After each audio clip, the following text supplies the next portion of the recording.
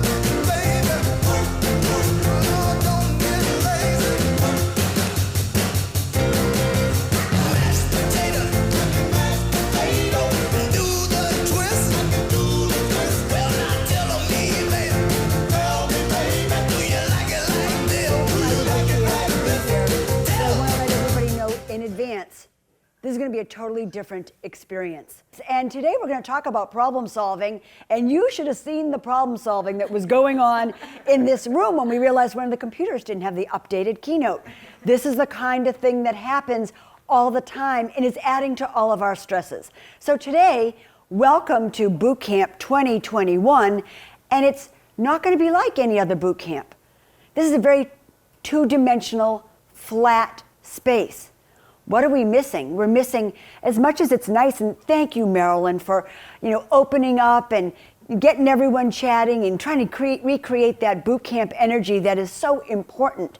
But it's not the same as being in person.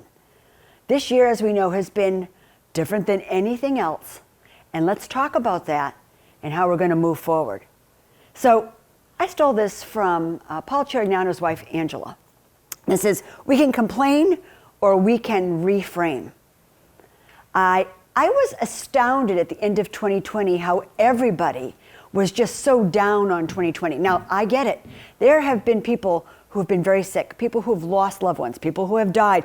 Let me first be really clear that I understand all of the horrible things that happened in 2020. But there were so many beautiful things that happened in 2020. There were great things that happened in 2020. Let's go back and just think. A year ago, we did a boot camp and we had a moth story hour. How long ago does it seem that we were able to be crushed in this room on top of each other, hugging each other, telling funny stories? We're going to get back to that.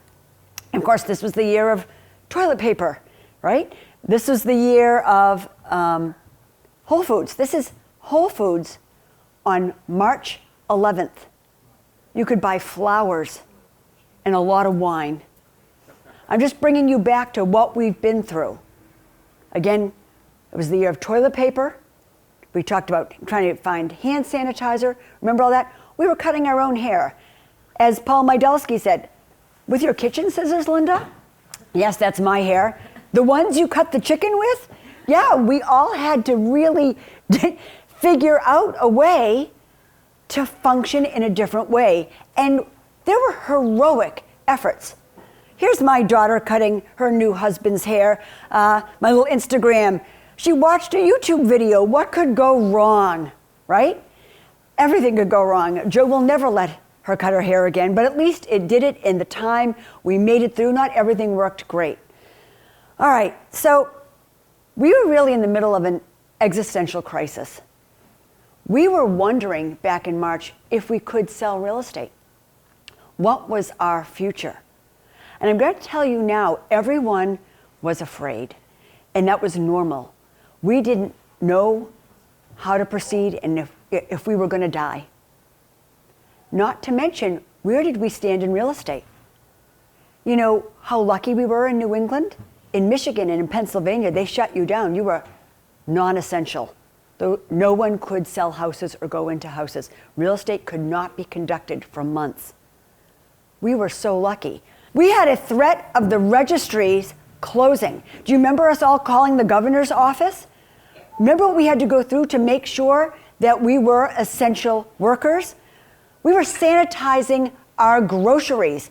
We were trying to sell houses to buyers, and we weren't letting them in.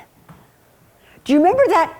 We were thinking, you know what, if people want to see houses, we're going to do it at twilight so that they can look in the windows.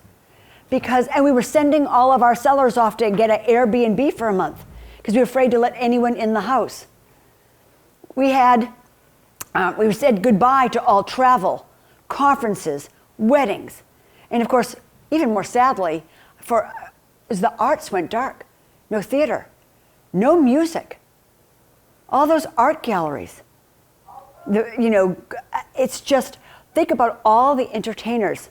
They've all been shut down. And that's so much of what makes us feel good. That got taken away from us. Okay, so what I want to talk about here is this phrase, Zoom fatigue. I want you to erase that from your vocabulary. I'm tired of hearing about it. Zoom is the way you're going to connect. So if you're having really crappy Zoom meetings, if this boot camp has already driven you crazy, shut it down, leave. You don't have to be here. You're under no obligation to go to some presentation. But the reason a lot of your Zoom meetings are just crap is because you're not engaged.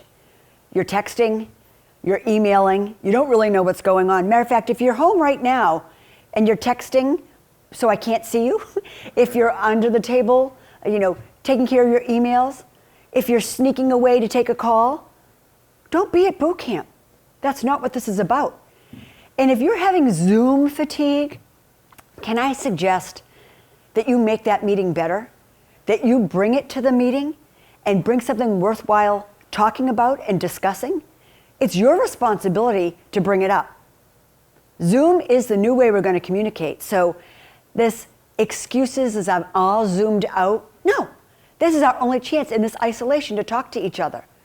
You got to connect. Come ready. All right. Here's the other thing that's gone on in 2020. Now, it's been approaching for years. And here's my little gifs. I got a whole bunch of outrage. Outrage is our new currency. Now, this week has been particularly outrageous. But I'm going to suggest that a lot of this outrage that you're seeing is people complaining about everything. They're outraged about the weather. They're outraged about the way their customer services, or their food that's delivered at the restaurant. We have escalated rage to a whole new level. And what is responsible for a lot of this crazy outrage? I'll tell you, it's social media. Now, they have done studies where if you use emotionally charged words, despicable, reprehensible, humiliating, your retweets go up 25 to 30%. And let's face it, is there a bigger compliment than being shared on Facebook, than being shared on Twitter? It is our new currency. And we're going to tie this all together. Today we're talking about problem solving and stress. Those are the two things we want to talk about today, and we want to get really clear on how this is what you need to think about in your business. So let's not all be outraged all the time. I've said it over and over again. You are all leaders in your business. Every single client of yours needs to be led. And those who lead calmly and strongly, it's really important for you to understand that that is what makes true leaders. That makes you want to be followed. So we've got to get rid of all this crazy outrage. Now I've got a video I'd like to share from you. This is Jocko Milken. He's a former Navy SEAL. He's got these great podcasts. I hope you can hear all this. Here we go. One of my direct subordinates, one of my guys that worked for me, he would call me up or pull me aside with some major problem, some issue that was going on. And he'd say, boss, we got this and that and the other thing. And I'd look at him and I'd say, good. And finally one day he was telling me about some issue that he was having, some problem. And he said, I already know what you're going to say. And I said, well, what am I going to say? He said, you're going to say good. He said, that's what you always say. When something is wrong and going bad, you always just look at me and say good. And I said, well, yeah. When things are going bad, there's going to be some good that's going to come from it. Didn't get the new high-speed gear we wanted? Good. Didn't get promoted? Good. More time to get better. Oh, mission got canceled? Good. We can focus on another one. Didn't get funded. Didn't get the job you wanted. Got injured. Sprained my ankle. Got tapped out? Good. Got beat? Good. You learned. Unexpected problems? Good. We have the opportunity to figure out a solution. That's it. When things are going bad, don't get all bummed out. Don't get startled. Don't get frustrated. If you can say the word good, guess what?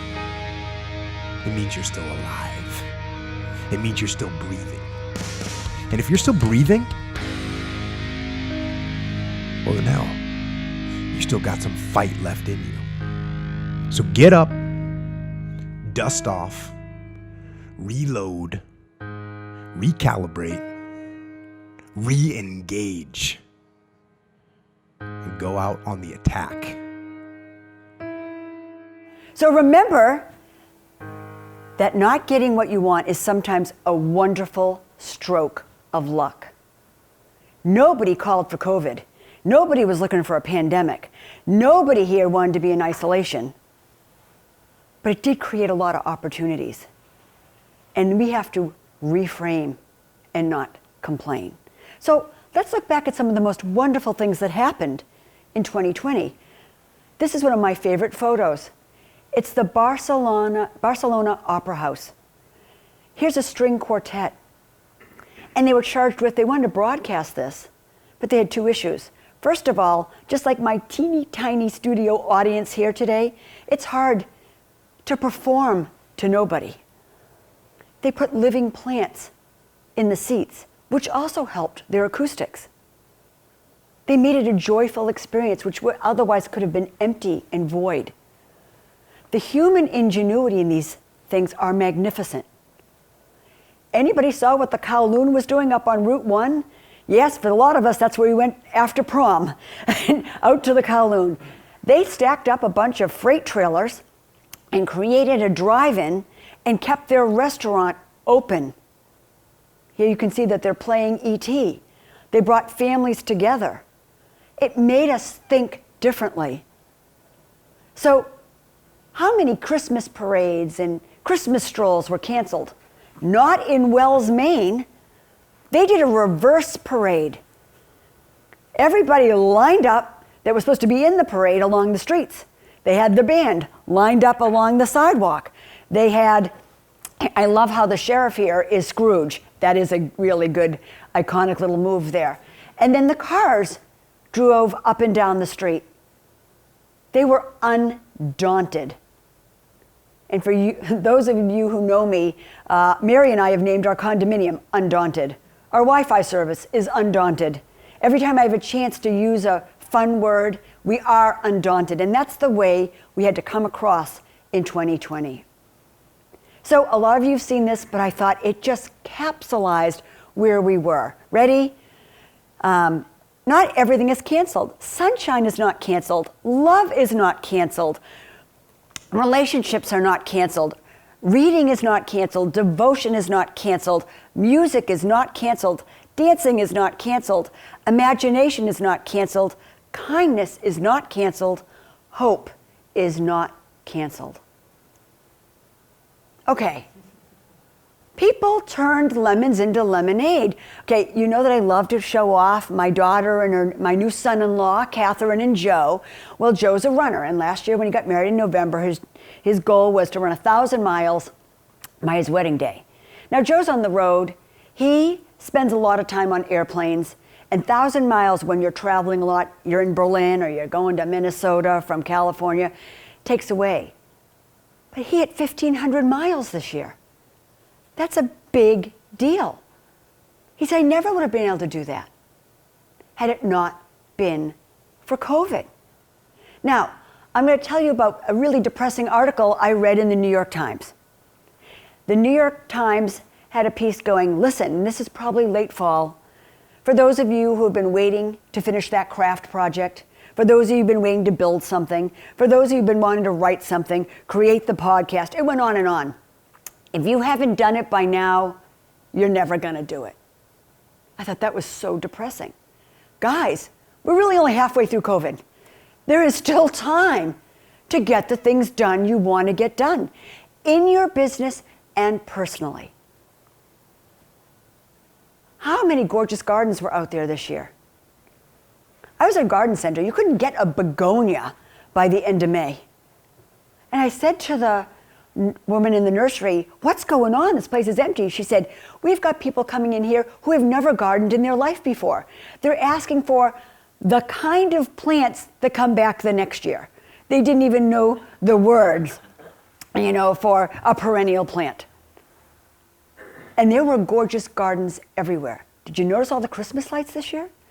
People went crazy. They used that time to do things they've been wanting to do, and you still have that time. We're going to talk to Janet Aguilar the last day of boot camp. But fundraising continued. Mary took and went out to a lot of our people who went to boot camp last year and helped raise money for Nathan's wheelchair. We'll hear more about that at the last boot camp. But if you're not spending money on going out to eat and travel, this is your chance to have impact on other people's lives. They did a survey at the end of December, a nationwide survey, and asked in the last 30 days, have you been hungry because you couldn't afford to eat? 1 in 8 people said yes. Right? Here's the other really distressing thing for those of us in real estate. Do you know there's all kinds of studies that people who don't have a lot proportionally give a lot more than people who have a lot? I'm going to ask you to dig deep.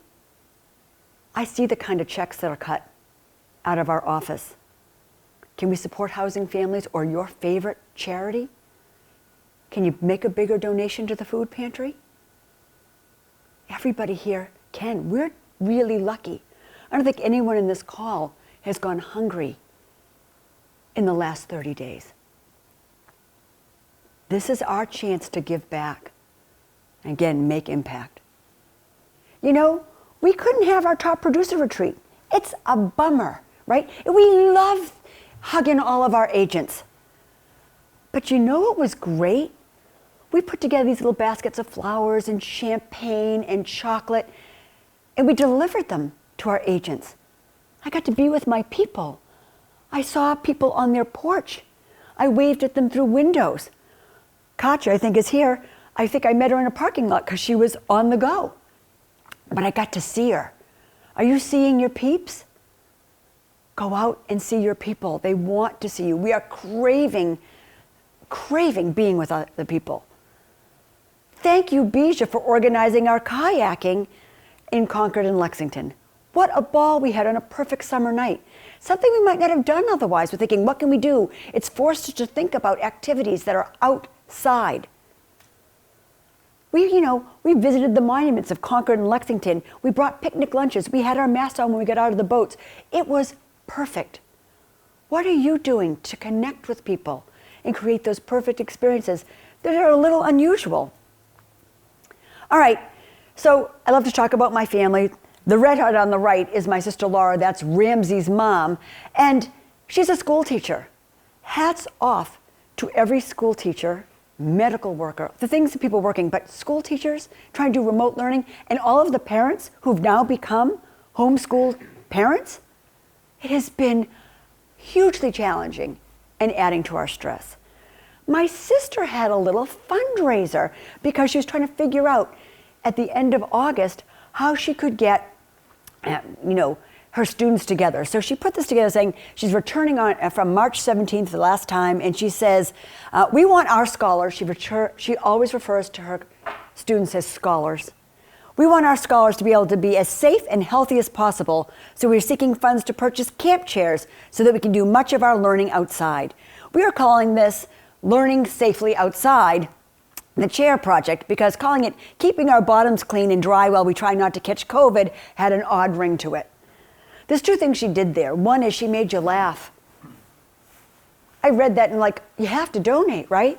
Let's buy a couple of chairs for these kids. She's in a very, I would call it a low rent district. 50% of her students have free and reduced lunch.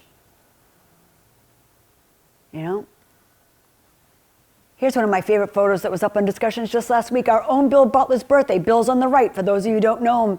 And Ramsey, you're speaking next, just to cue you up. So it was Bill's birthday last week.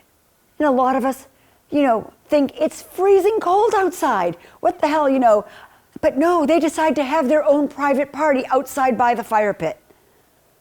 You know what? You can dress up, be warm, go out, be together. There is a cute little wine shop outside of my house in Ogunquit. It's open year-round, outside. We bring our blankets. We sit on sheepskins.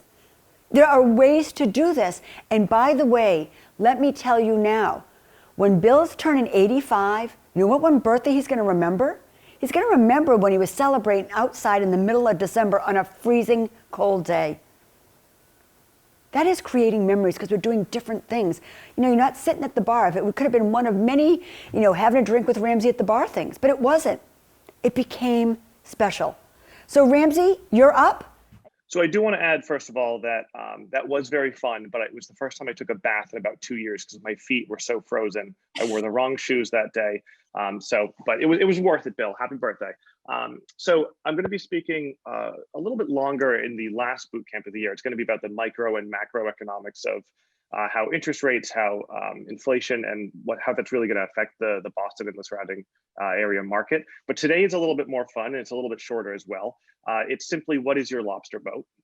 When late March rolled around, I think we went into lockdown about March 15th. But when late March rolled around, I saw my business, like most of you, fundamentally change. And we weren't sure how long that change was going to happen. And I think we all at that time hoped it was a few weeks. But what changed was I pride myself, and I always thought that, I was very happy that my business was almost all warm referrals. I called it belly to belly. It was my sphere group. And all of a sudden you couldn't do any of those touch points. Belly to belly wasn't a thing. And so right in the beginning of April, I made my first actual website, and I started to do all the cold leads, and I signed up for all these programs because I saw that business was going to really change. And frankly, it still wasn't truly the style of how I actually work.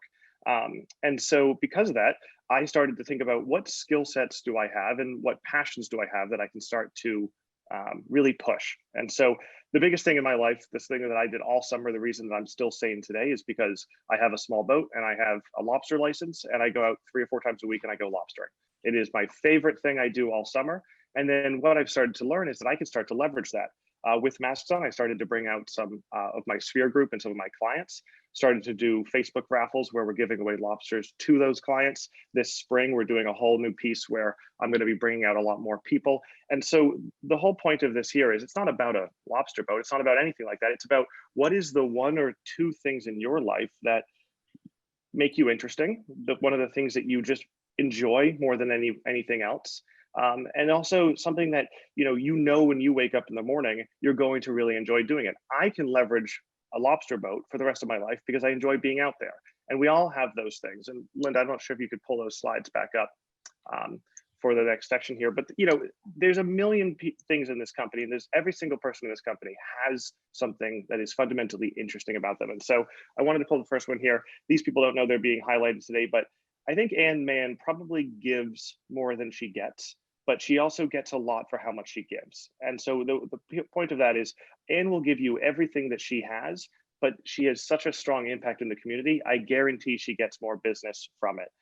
Moving on to, I think Pixie is up next. Has everyone watched Pixie on the keyboard?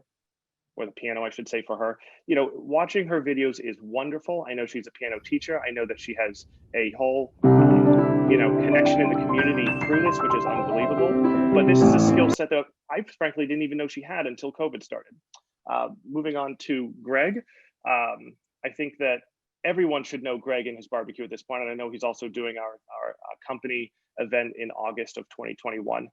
But Greg loves barbecuing. He loved it for years. And over the last 12 months, he got his pitmaster license. And all of a sudden, Greg is a full-time barbecue broker. He is leveraging his love for barbecue into business. It might be a side hustle as well, but I guarantee you, when he tells you that he's going to send over a 6-pound brisket after the closing, you're more likely to work with him. And then lastly, Melanie, I think it was a great example as well. I know she's also a piano teacher, but I see her posts on Facebook, I see her on Instagram, I see her everywhere. And what she's doing is she is leveraging the things she loves to do on a daily basis to get in front of her clients and to show her clients what she loves. And I think that we all have to step back for a minute and say, because we're going to be stuck inside for a little bit longer, how are we going to leverage that thing that makes us special? And it doesn't just have to be for fun. It can also be for business. I've talked about in a lot of classes in the past, you have to do the things that you specifically enjoy doing. You have to leverage the things that you're better at than other people, because those are the pieces that are going to make you unique in this business. And I just wanted to highlight those few people who are doing those today. So I'll just leave you with find your lobster boat. Thanks. Thanks, Rams. Really appreciate that.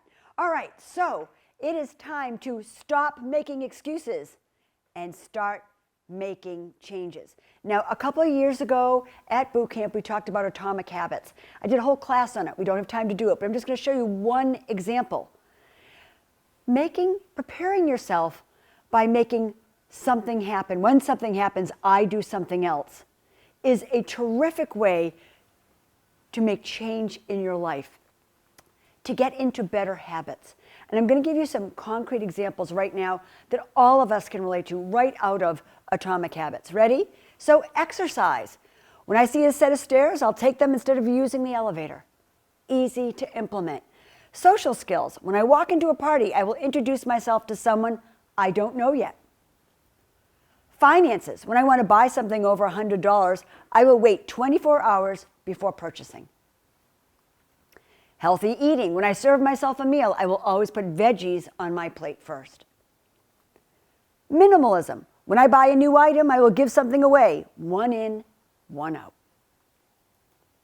Mood. When the phone rings, I will take on a deep breath and smile before answering. Forgetfulness. And who amongst us doesn't drive into the parking lot of some mall on the phone, do your errands, and say, where the hell did I park my car, right? We need to stop and think when we're in these places and go, oh my God, I'm in a lot. My mother takes photos of her parking space. You know, the numbers, I'm in parking level 3, space 47. Forgetfulness. When I leave a public place, I will check the table and chairs to make sure I don't leave anything behind. That's why you always lose your sunglasses. That's why we buy sunglasses as often as we do, because they're all on restaurant tables across America. All right, so I want to talk about problem solving today and insurmountable problems. Problems that you don't think can be solved because you're in real estate and that happens to you all the time. Nobody would pay us the kind of money that we get paid if we weren't ingenious problem solvers. Better yet, and the best agents are genius anticipators of problems. But meanwhile, sometimes things happen you don't have control over, or just that they happen if you had control over it and you're stuck dealing with it. So I'm going to tell you a little story, and you can come off this. All right, so that picture that you just saw up there is in P-Town. I had a chance to go and do some stand-up paddleboard yoga. And I dragged David along. Now, David's my husband, and he doesn't do yoga, but he's thinking he loves the water. Let's go out for a swim. This sounds like a grand idea.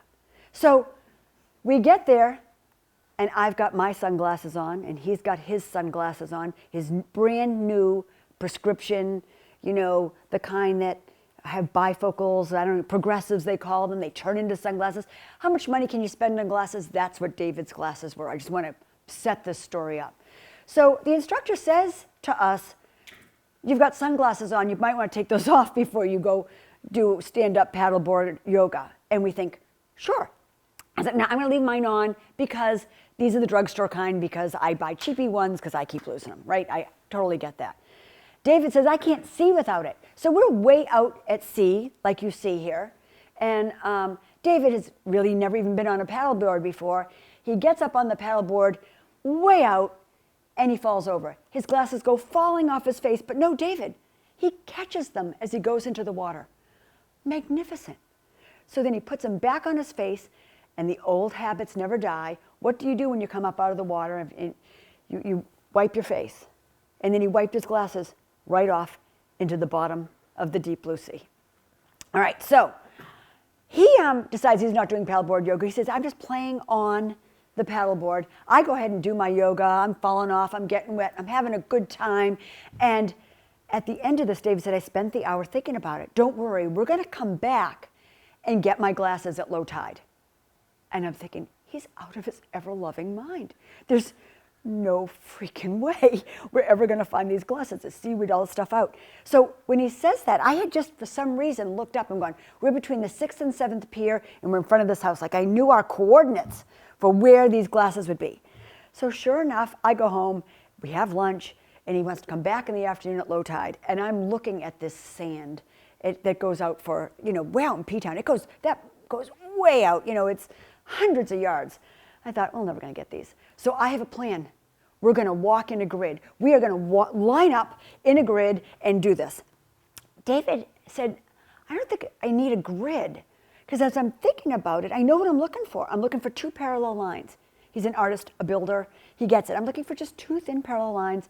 So, know me, I thought, I'm walking the grid. So he does about 2 of my grids and is going, I'm just going to go find him. I swear to God, he left. He did my little coordinates because I started over because I thought we should start before. And he went right over where we're supposed to be, and then he picked him up. And I was like, what? And I think sometimes we don't take the time to think we can solve this. There is a way to do it. But he had a plan, right? It can be solved. So I'll talk about another kind of problem. I don't know about you. Have you ever been in a position where you thought you might lose everything? Not many of us have been in that position. But as some of you know, we had a little bit of litigation and contract issues with our former franchisor. We won't mention them by name because, honestly, we still have friends. The best part about that franchise are the magnificent people in that franchise. A lot of them are on this call today. We love you. It was just the contracts we didn't like. So we got ourselves at an impasse. And when we couldn't figure out contracts and our franchisor started closing down our offices, we wound up rebranding as Leading Edge Real Estate. And when we did that, we wound up getting sued for millions and millions and millions of dollars. Now, meanwhile, we're trying to keep the boat afloat. We're trying to keep the agents because we're being attacked on all sides. Every vulture in the marketplace is out there going, Leading Edge is vulnerable, right? Recruiting our agents away, and we're thinking we've got, that's our focus. So meanwhile, a year goes by and we're getting ready for litigation, and our litigation attorneys say to us casually, I hope you've consulted bankruptcy attorneys. I said, bankruptcy attorneys? Yeah, you should plan for contingencies if this doesn't go well. I'm going, bankruptcy attorneys? So, Linda has a friend, who's our childhood friend, who's a bankruptcy attorney. I thought, Doug Beaton will help me out. Doug and I go back to kindergarten, and he's brilliant, went to Tufts, he's a brilliant lawyer, and he specializes in bankruptcy. So I sit down with Doug Beaton, and I say, listen, can I move the property into an irrevocable trust for the kids, so it's not in my name. All I've learned is that your retirement money can't be touched in bankruptcy, but everything else is in play. And I thought, can we do that? And he said, well, Linda, it's not that we can't do that, but I don't have a lot of faith that that would work, because if you haven't protected your assets 2 years before litigation starts, they can revoke the trust. they can still have it. And I was like, oh, this is not good. It feels like everything I've worked for is at stake. I could lose everything. And, you know, I thought, I'm not going to roll over on this. There's got to be a way. There's got to be a way so that I can protect my assets. And, you know, it's probably not going to be a traditional way with a bankruptcy attorney. So I have a chair that I sit in and I have my tea. And there's something about that warm, soothing tea. Some of you who drink coffee, some of you have something that calms you down. I would sit in that chair and think for hours and think again and take a walk and think, and nothing was coming to me, nothing was coming to me. And then it came to me. I know what to do. I said, I've got this all figured out. So I called Bob Bell, our house counsel, and I said, listen, I think I know how to protect my assets. He said, how? He said, I'm going to get divorced. He said, what? And I said, I know it sounds a little drastic, except for it's the only way I can think of. And you know what? David's going to clean me out. He's absolutely going to take advantage of me.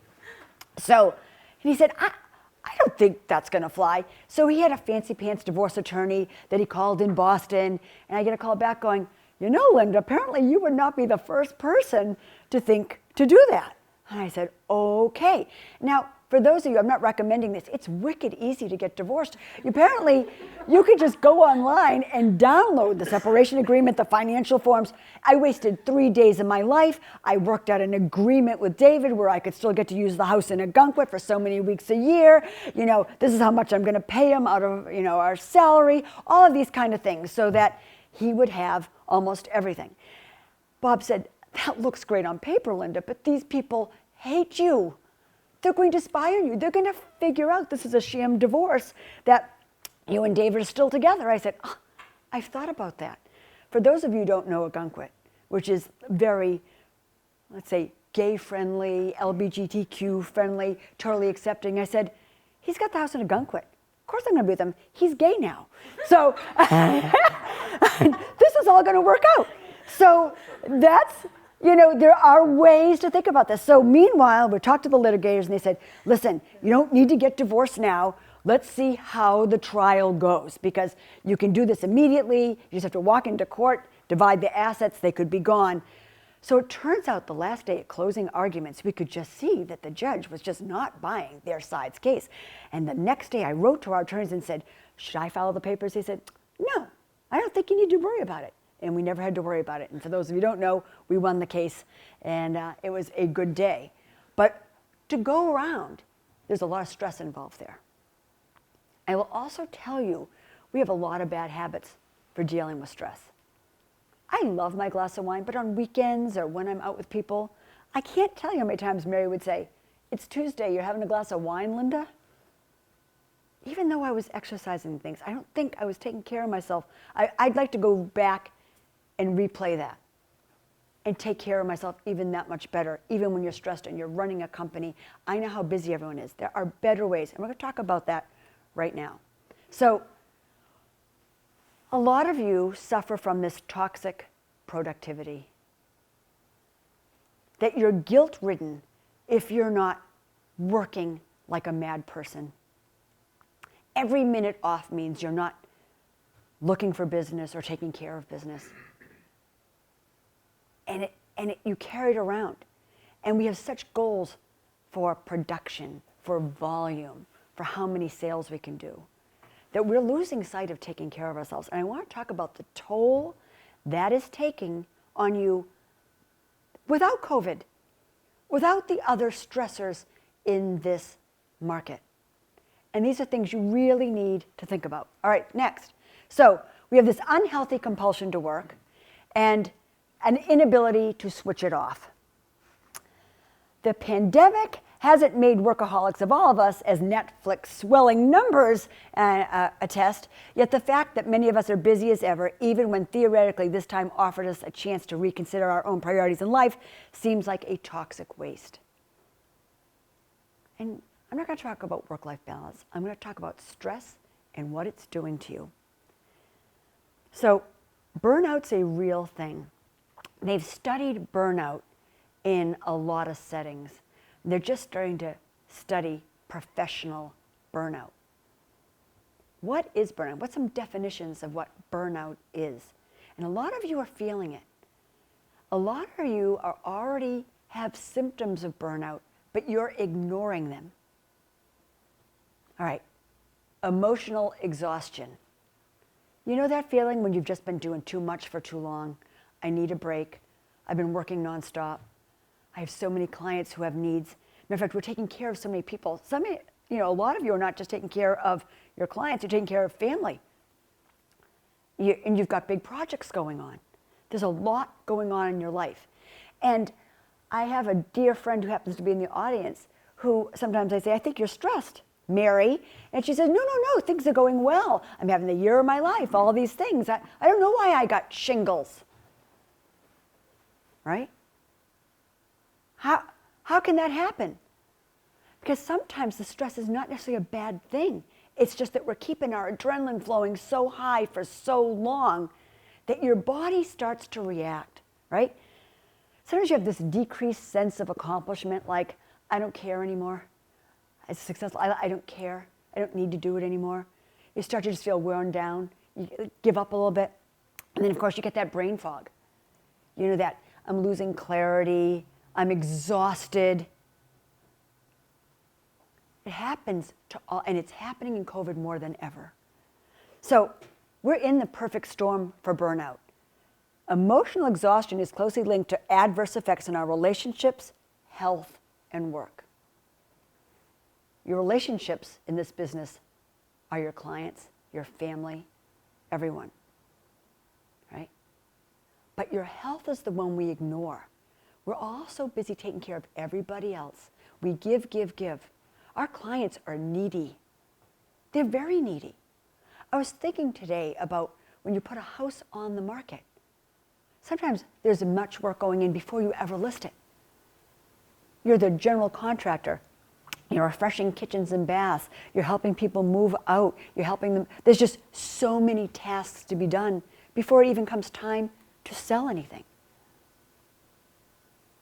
So what I'm going to talk about today is emotions. Now, I always thought emotions were just in your head, that it was what you were thinking. I was really clear that that's what this was about. And I want to tell you, I'm going to show you here. I read this book. It's called Burnout. It's by Emily and Amelia Nagoski. They're from Massachusetts, as a matter of fact. Everyone should read this. There's also a great podcast by Renee Brown with the authors of this book you should listen to and reinforce the information I'm going to give you today. But it turns out emotions aren't just your thoughts. They manifest themselves in your body as chemicals. There's this electric cascade of good and bad emotions all the time.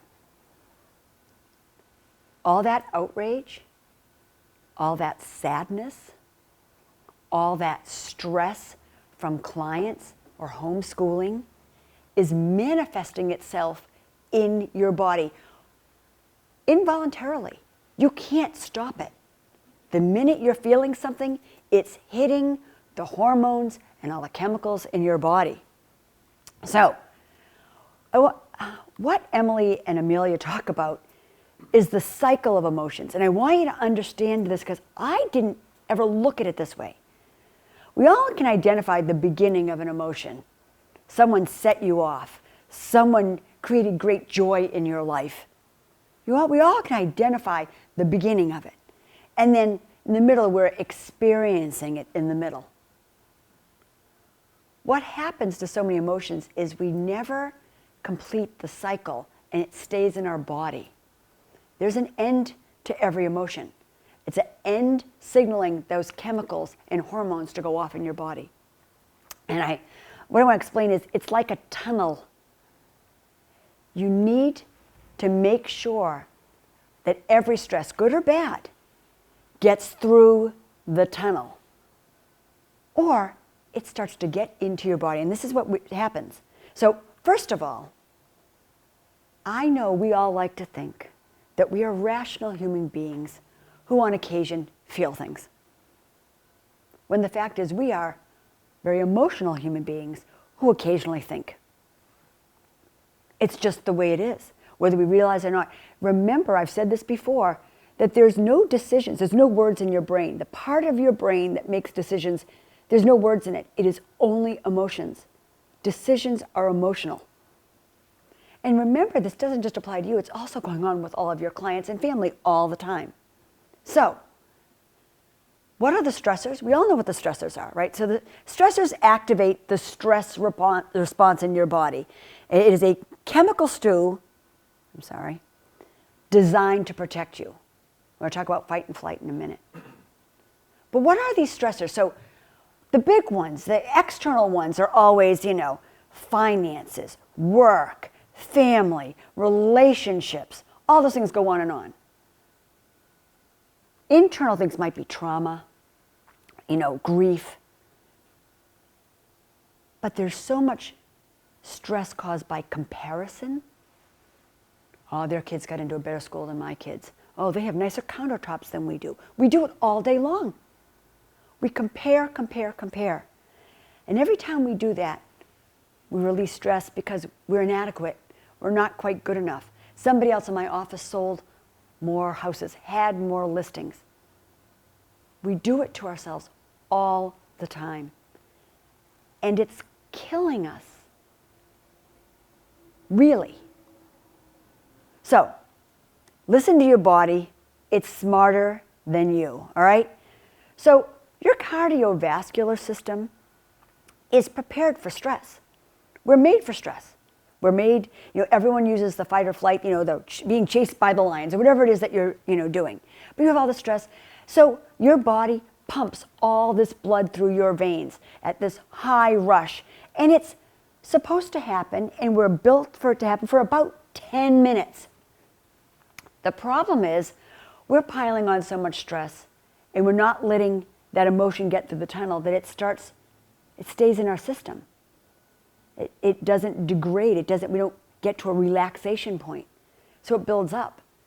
And there are people in this audience now that are not only stressed, they've been carrying some of these stresses for not 10 minutes or a day or a week or a month, but for years. That's where heart disease comes from. Digestive systems. I know there are people on this call that have all kinds of digestive issues. 10 to 1, they're stress issues that we blame on something else in our body, but we're doing it to ourselves. The endocrine system, the thyroid issues, neurological issues, the skeletal issues, reproductive issues, immune issues. These chemicals hit all of our systems. And we're not even aware of it. Especially when we're happy and stressed. We have these good, I'm fine, this is great, I don't need to sleep. I'm an adrenaline junkie, But what I'm going to tell you is that when you're highly stressed, not only is this affecting your body, but it's affecting the way you work.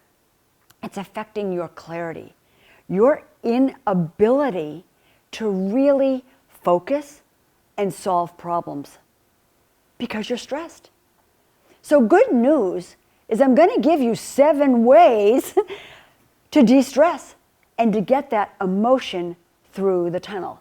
And then if you hold on, you'll find out that this whole boot camp has a plan, and get ready for boot camp bingo. Okay, so here we go. The 3 responses to stress, as we know, are flight. That's when you run, right? You have fear, you're worried, anxiety, terror, you run away. You get out of that situation.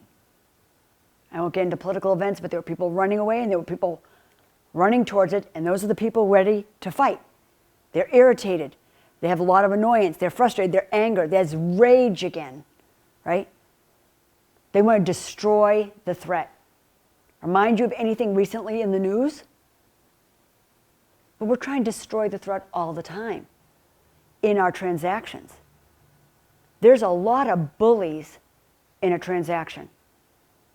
You've had co-brokes who will try to bully you on the other side on a number of different pieces of the transaction. Attorneys that are bullies. Your clients who are bullies. We're dealing with this all the time.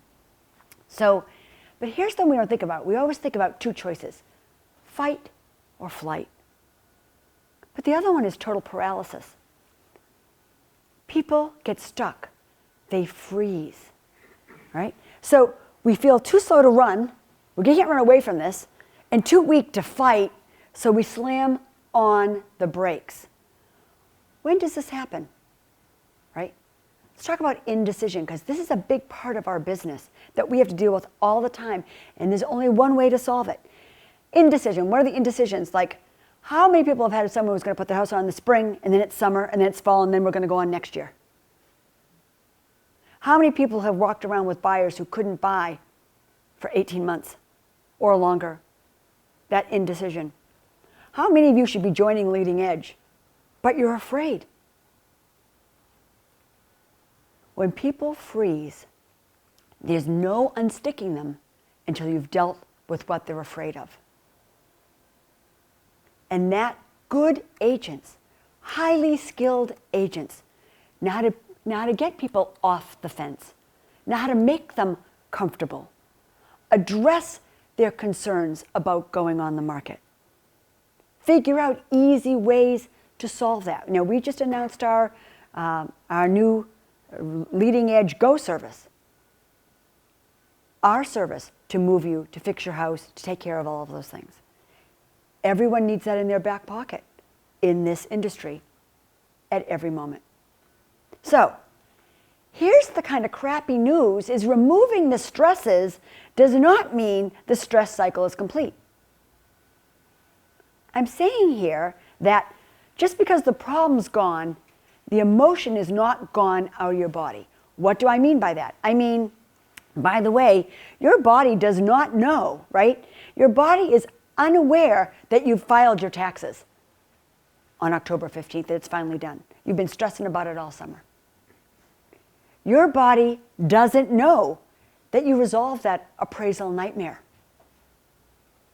Your body doesn't know the title problem that held up the closing for 4 months was solved while your buyers had to live with their in-laws and called you every single day, right? Your body doesn't know that the seller's home is long last on the market after months and months. One of the things that I see all the time, and I've identified with clients when listing their home, was that I used to tell them, you've got to take care of yourself. I know you're crazed, you're painting, you're cleaning, you're decluttering, you're giving things away to charity, you're making this a palace and a beautiful showcase to put on the market. How many people have seen their sellers get sick the day the house goes on the market?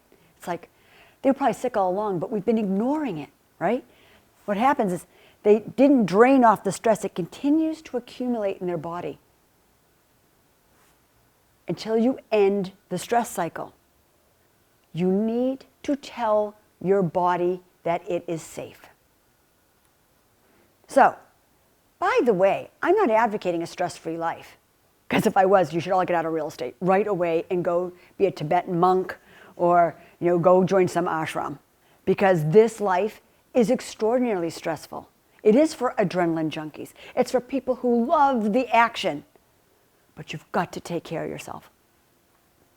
So we need to learn to deal with our stress regularly and separately, or you're going to have those migraines. You're going to go into a depression. You're going to feel too exhausted to function. We've all been there. So let's be aware of the things that we can do that make our life a little bit better. Now, a lot of this isn't going to be earth-shattering, but I want to share the science on some of this stuff. Moving is the number one way to get rid of your stress. And what are we not doing when it's 22 degrees outside and we've been working all day, is going out for a walk that night. We're just not doing it. We're not moving. Well, that's a problem. But moving can take all kinds. Get on a spin bike, get a Peloton, dance like crazy in your living room, go take a long walk, lift weights, whatever you need to do, move. And if it makes you feel a little bit better, I even have something you can do if you hate to exercise, all right? So Do you hate to exercise?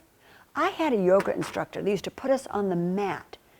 And at the end of class, she'd say, okay, you're on your back, lie down on your back, and pull your knees in, and then squeeze your jaws, squeeze your eyes, squeeze your fists, squeeze so that you are shaking. And that's so interesting. And then she'd say, then take a deep breath and release. And sure enough, don't Emily and Amelia say, listen, if you hate to exercise, but you need to get rid of that stress in your body, stand there and squeeze up. Squeeze so that you are shaking. And then just flop down.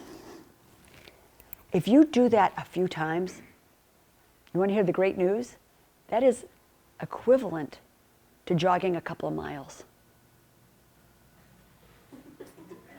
So, my little teeny studio audience is totally into this, all right? But, yeah, exactly. You go, Jill. That's it. Squeeze it up. But I'm going to suggest that we have these tools that we can use that we're not using that are really important for the clarity so that you can problem solve and help your clients and live a much more healthier life. Okay, we've talked about breathing till the cows come down. But I want to tell you just a couple of things about breathing you might not know. First of all, a lot of you are breath holders. How many of you can feel yourself when the client calls and says, you won't believe what just happened? At that moment, I know when agents call and go, I have a problem, I can feel it. All of a sudden, I'm not breathing in anymore. I'm like, oh, what's going on? Now I'm part of your problem. I wear them with you, right? I can't help it. That the most important thing, of course, is to breathe. And we've all heard one long, slow breath in, one long, slow breath out. Until you feel that, relax. Now, there are two disciplines that teach breathing. And nobody here is going to be surprised to find out that yogis are really into breathing, right? They breathe, no wonder they do. I think yoga has saved my life. I'm 10 years practicing yoga, and it has saved my life. It's kept me out of the chiropractor. It's kept me healthier. I feel good. Yoga, that's not for you, and I am, as my niece has once told me, the least Zen person she knows. But yoga makes me stop and breathe and exercise and stretch. But there's some other discipline that teaches breathing. The military special forces teaches breathing. Because they are in high stress situations. You're a Navy SEAL, you're a Green Beret, you have been taught breathing. Because they know the only way you can make good decisions in that game time, decision time, is when you're calm. So don't discount breathing. It is one of the most undervalued tools. We all think of breathing. I breathe all day long. Yeah, no. Think about it. All right, next. How fun is positive social interaction? Honestly, I believe nobody really comes to boot camp to see yours truly. They come because of the community. It's why we have activities lined up. We crave being together, and we need each other now more than we have ever needed each other, right? So these social positive interactions, what is that about? You know when you feel that community love? I want to talk about when you feel like you're home and how important home is to all of us in this business. Anybody here ever go on this amazing, fun, fantastical vacation? You're in some Caribbean island, you're in Paris, someplace great, and you loved every moment of it. But when you're coming home from Logan Airport and you start to drive near your house, you get that feeling like, I'm home. You know that feeling you're home? Why in the movies, during the most romantic love scenes, do they say, oh, darling, when I'm with you, I'm home? Think about that. Maybe someone's whispered that in your ear. Home is that place where we're safe. And when you have good community, you feel like you're home. You're with your people. And that's what's been taken away from us and why we're going to go walking together, all right? So Figure out a way to find your fire pit, to find a way to find friends who need to go outside and do something with you too. It's so important. Next, laughter. So you'll notice on Boot Camp Bingo, I have some funny movies. But laughter is universal. Now, I'm not talking about the socially posed laughter, that self-deprecating laughter when you're talking to someone or you just want to be a little dismissive of someone. I'm talking the kind of laughter that gives you that full belly laugh. You know, when your stomach's jiggling and you can't control it and you sound really weird, that great laughter, that is one of the best stress releases. Think about the good times you've had. You get together, we formed a book club during boot camp. During COVID. It's been my favorite thing. It's multi-generational women who are smart and brilliant, and we always laugh so hard. Think about those times when you were out with your girlfriends or your guy friends, and you just had a good rip of a time. That's what you remember the next day when someone said, "How was it?" They said, "Oh, we laughed." It's so important. You gotta find ways to do it and surround yourself with the people who help you laugh. Affection. Here's the other good news for you people who don't want to exercise. Have you ever had a hug from Brian Okoneski? If you've never had a hug from Brian Okoneski, I knew when he was a kid and a little kid, and he'd come into bed with me. He was so affectionate, right? And now that kid gives the best hugs. I think Sharon Cronin is on this call. He didn't know Sharon Cronin, never met her, but Sharon Cronin was raising funds and taking donations for the Mad River Valley, the flood that happened a few years ago. And I sent Brian up with donations. And Sharon wrote to me afterwards and said, "I met Brian. He gives a great hug." Now, hugs measured can have the same kind of 2-mile jog effect. Have you ever had that hug that 20-second hug, which by the way is, you wouldn't grab a stranger or someone you just acquaintance and start hugging them for 20 seconds. That would not go well. But if you stand there with your parent, with your child, with your lover, and you hug, do you feel that release? That I'm just leaning into you? This feels so good. You stay there long enough. That is known to have the same effects to get you through the stress cycle. So they say that this is the one that's most universally used. Go and find someone to hug. Just last weekend, I met somebody who had lost their husband recently. And we had our masks on, and I couldn't help myself. I gave her a hug, but I realized, guys, the good news is when you're hugging someone and you're over the shoulder, you're not breathing on them, you're breathing the other way. I think there's a way to hug during COVID. I just want to let you know, I think it can happen. So, run your own risks, but what I will tell you is after that interaction, she thanked me twice for hugging her.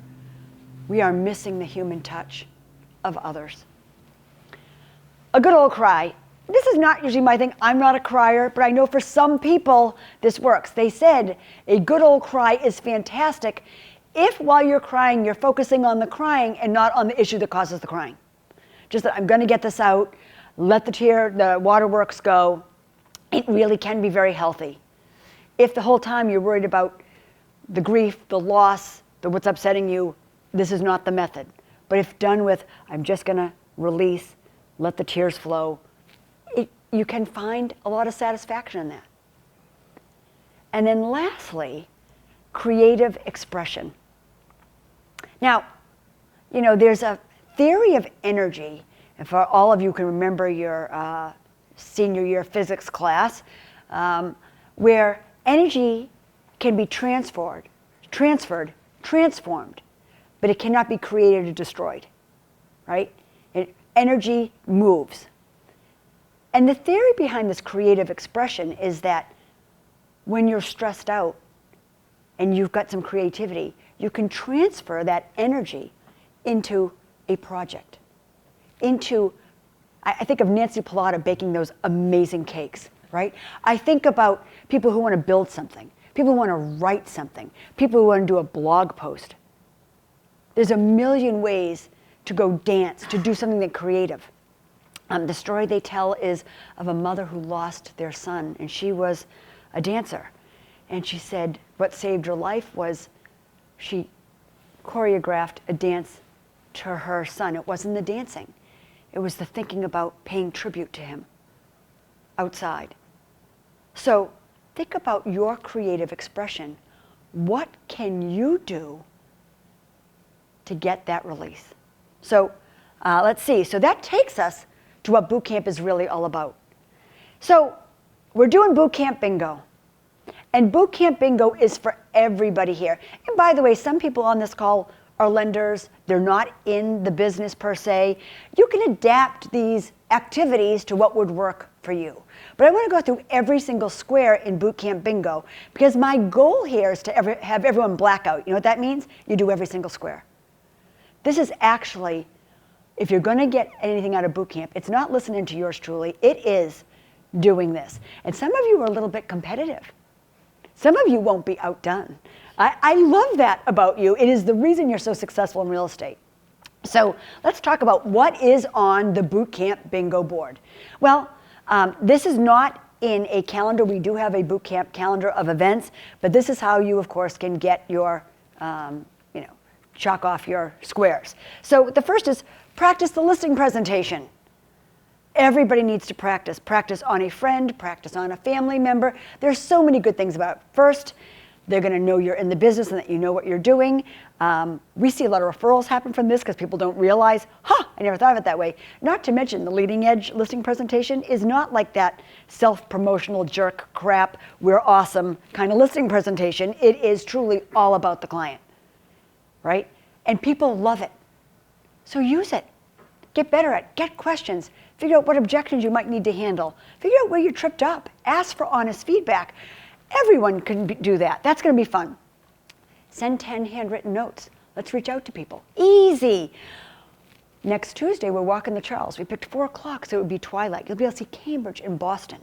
We'll be there in the light, and we'll end in the dark. It's a 4.5-mile loop, and I think it's about a 2.5, 3-mile loop if you cut over the other bridge. All the directions are on Boot Camp Bingo. Make 5 calls to your sphere of influence and or prospect list. Pick up the phone and talk to people. They want to talk to you now more than they ever have. Do 5 pop-bys. Go buy. Go buy with a market report. Go buy with some flowers. Go buy with a bottle of wine. Go buy with some chocolate. Even if it's outside, go buy. See them. Now, I know some of you are not yogis, and I've taken that into consideration. So we have Dave Glazebrook doing boot camp movie trivia yoga. If you met Dave, he wears t-shirts that say body by quarantine or body by bacon. This is a guy who loves Cheese Whiz and gas station pizza, and he looks like it. All right? All right? He's not the most flexible guy in the world. Anybody ever hear of the comedian Jim Gaffigan? He talks to himself. He does that throughout yoga class. And he's kind of funny. He's a frustrated comedian. So I hope everybody, in order to get blackout, will join us on Boot Camp Rocky Movie Trivia Yoga. So it's a 1-hour class. We're going to breathe. And he's going to give you fun facts about the Rocky film. So this weekend, guess what movie you can watch? It's uplifting. It's going to be fun. Come to yoga. You don't have to have your screen on, but I hope to see you. Now, when I told Mary about number 7, she's going, oh, that's the hardest one on the list. Some of you are going to love it. Some of you are going to be like, this is the longest hour of my life. Grab a beverage of choice and sit and think for 1 hour, no devices. Keep a paper and pen handy. See what you start to think about. What thoughts are going through your head as you sit there with your cup of tea, with your glass of wine? It's amazing if you sit quietly when you're not attending to anything else, how creative you'll be. So on the last night before boot camp, this is about 2 weeks from yesterday, we're doing a Zoom dance party. Listen, I know all of you are thinking, over like hell am I going to show up and do a Zoom dance party? Those are the ones that are going to be the most fun. Bill has volunteered. You know, we're going to have a playlist. There's something we're going to do where you put your headphones on and then everyone listens to their own song and dances. And let me just tell you, it's supposed to be really funny. I keep saying, let's watch Howie dance. If you don't know Howie Schulman, this is going to be fun. And we've got Megan Quirk here with us, who's an amazing dancer. So don't be intimidated. It's going to be a fun night. It's just going to be, let's get on Zoom, let's talk, and let's have some fun. All right. Leave a review of Boot Camp on the Leading Edge Google business profile. Thanks, we really appreciate it. How easy is that? Now, starting today, walk 5,000 steps every day. That's not the 10,000 everyone talks about. It's half of what everyone talks about, but it should keep you busy. All right, so walk 5,000 steps a day. Listen to 2 of the recommended podcasts. There's a TED Talk by Stacey Abrams. There's some funny ones, The Magic Nail, and there's a great one on going to see a Red Sox game in Chicago. You should listen to them. I'm going to open you up to new ideas, podcasts you might not have heard before, things to make you think. I think the hidden brain was how to get unstuck. Listen to 2 of them. Introduce yourself to some new fun things. All right, restorative yoga with Christine. This is going to be an actual real yoga class, but it's restorative. We're going to lie around and stretch. It's going to be good for you. And breathe. Christine, thanks for doing that.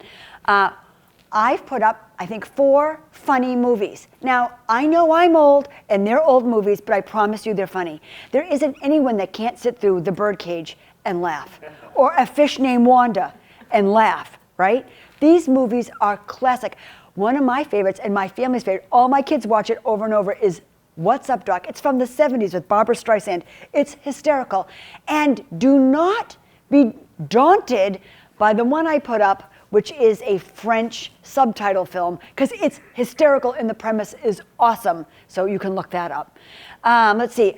We're having a scavenger hunt in the Fells. We're going to go out and have fun. Thank you, Courtney Taylor and George Kustos from Cross Country Mortgage, our sponsors today. And we really appreciate what you've done. And Courtney's killed herself to put together a really fun scavenger hunt. Hug someone until you find that release. A lot of you should be able to knock that one off today.